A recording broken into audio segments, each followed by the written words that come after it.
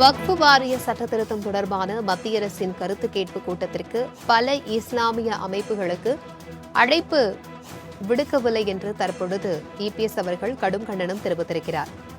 நாடாளுமன்ற கூட்டுக்குழு கூட்டத்திற்கு பல இஸ்லாமிய அமைப்புகளுக்கு அழைப்பு விடுக்காத திமுக அரசிற்கு எதிராக அதிமுக பொதுச் செயலாளரும் எதிர்க்கட்சித் தலைவருமான எடப்பாடி பழனிசாமி கடும் கண்டனம் தெரிவித்திருக்கிறார். மத்திய அரசின் வக்ஃபு வாரிய சட்ட திருத்தத்தில் இருக்கும் சாதக பாதகங்கள் பற்றி இஸ்லாமியர்கள்தான் முழுமையாக உணர்ந்து சொல்ல முடியும். வக்ஃபு வாரிய சட்ட திருத்தம் தொடர்பான மத்திய அரசின் கருத்து கேட்பு கூட்டத்திற்கு பல இஸ்லாமிய அமைப்புகளுக்கு அழைப்பு விடுக்கவில்லை என்ற குற்றச்சாட்டை முன்வைத்திருக்கிறார். இதுகுறித்தான கூடுதல் விவரங்களுடன் இணைகிறார் எமது செய்தியாளர் ராஜேஷ், இது குறித்தான விவரங்கள். மத்திய அரசு உத்தேசித்துள்ள வகுப்பு வாரிய சட்ட திருத்தம் தொடர்பான நாடாளுமன்ற கூட்டக்குழு கூட்டத்திற்கு பல இஸ்லாமிய அமைப்புகளுக்கு அழைப்பு விடுக்காத திமுக அரசுக்கு கண்டனம் தெரிவித்திருக்கிறார் அதிமுகவின் பொதுச் செயலாளரும் தமிழக எதிர்க்கட்சி தலைவருமான எடப்பாடி பழனிசாமி. அவர் மேலும் வெளியிட்டிருக்கக்கூடிய அந்த அறிக்கையில் மத்திய அரசு சென்ற நாடாளுமன்ற கூட்டத்தில் வகுப்பு வாரிய சட்டத்தில் பல திருத்தங்களை மேற்கொள்ள சட்ட திருத்தத்தை அறிமுகப்படுத்தியது.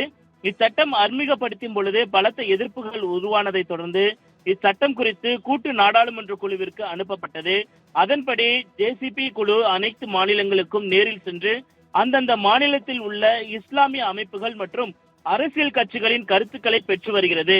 அதன்படி கடந்த திங்கட்கிழமை அன்று தமிழ்நாட்டில் சென்னையில் ஜேபிசி கருத்து கேட்பு கூட்டத்தை நடத்த உள்ளதாகவும் இக்கூட்டத்துக்கு திமுக அரசின் சிறுபான்மை மற்றும் பிற்படுத்தப்பட்ட நலத்துறை ஏற்பாடு செய்துள்ளதாக செய்திகள் தெரிவிக்கின்றன.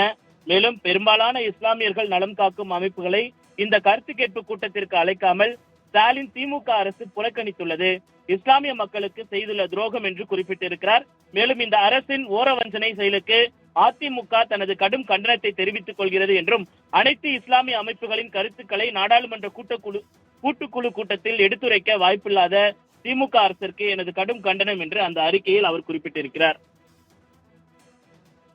தகவல்களுக்கு நன்றி ராஜேஷ்.